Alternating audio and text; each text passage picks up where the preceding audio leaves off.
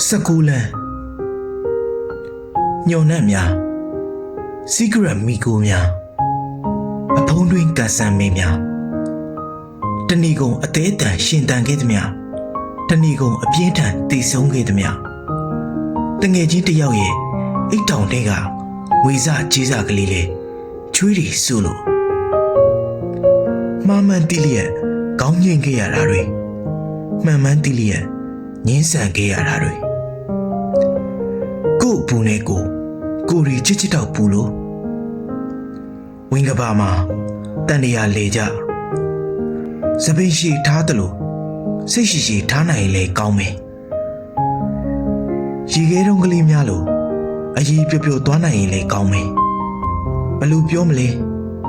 ဘာမှမပြောတာပဲကောင်းမယ်ကြည်စော်အေး